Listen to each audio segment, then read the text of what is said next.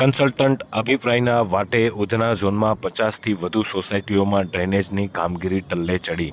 Drainage જોડાણની મંજૂરી 50 કરતાં વધુ સોસાયટીઓમાં છેલ્લા 5 મહિનાથી મળી નથી. જૂની ડ્રેનેજ લાઇનના કારણે લોકોને હેરાનગતિનો સામનો કરવો પડી રહ્યો છે, તો જેને જ લાઇનમાં ભંગાણ થતાં પીવાના પાણી સાથેનું પાણી ભળતું હોવાની ફરિયાદો પણ ઉઠવા પામી છે. આ બાબતે બેઠકમાં ડ્રેનેજ સમિતિના ચેરમેને અધિકારીઓને પણ ખખડાવ્યા હતા. ડ્રેનેજ સમિતિના ચેરમેન કેયુર ચપટવાલાએ અધિકારીઓ પાસે આ બાબતનો ખુલાસો માંગ્યો હતો, પરંતુ આ પ્રશ્નો ઉકેલાયો નથી.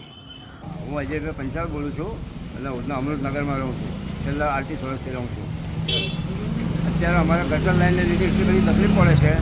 એને લીધે અમારા રોડ મંજૂર થઈ ગયા છે, છતાં રોડ બનતા નથી. ગટર લાઇન 6 વારે ઉભરાય છે. એના સફાઈ કામદારો કાયમ પડ્યા પાછળ રહી છે અહીંયા. અને એ ગટર લાઇનનું કામ જો થઈ જાય તો અમારા રોડ તાત્કાલિક બની જાય એમ છે.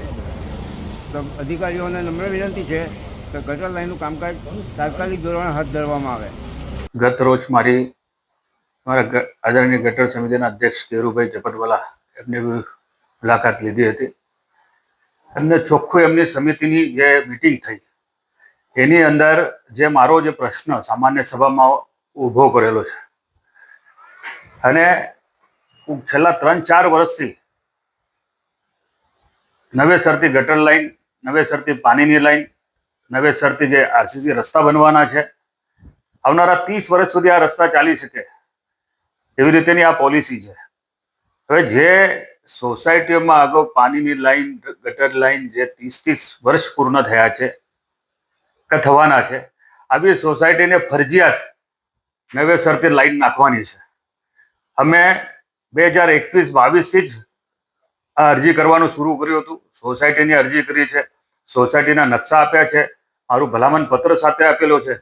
પરંતુ છે તે સમયના કાર્યપાલક એન્જિનિયર સુજલ પ્રજાપતિએ ક્યાંક ને ક્યાંક એની નબળાઈ કહો, એની મનમાની કહો, પોતાની સુપર પાવર સમજતા આવા અધિકારી ક્યારે ઠેકાને આવશે? વાત જ્યારે અરજી કરી હોય, અરજી કર્યા બાદ એમને અંદાજ તૈયાર કરવાનો છે. અંદાજ તૈયાર કર્યા પછી જે કમિટીમાં જાય, અમારા આ સ્થાનિક સ્વરાજ્ય સંસ્થા છે એમાં જે કમિટી નિયુક્ત થઈ છે, કમિટીના અધ્યક્ષ પાસે પાવર છે ગટર લાઈન નાખવી કે નહીં નાખવી. તમે તમારું જે કામ છે, તમે એન્જિનિયર તરીકે તમારું કામ તમને પૂર્ણ કરવાનું છે. તમે પોતે નિર્ણય કરતા નથી. તમે સુપર પાવર ના બનો ભાઈ. તમે કોઈક નવો નિશાળીયો કોર્પોરેટર હશે એને ગોળી પીવડાવી શકો છો, અમારા જેવા સિનિયર કોર્પોરેટર ના પીવડાવી શકો.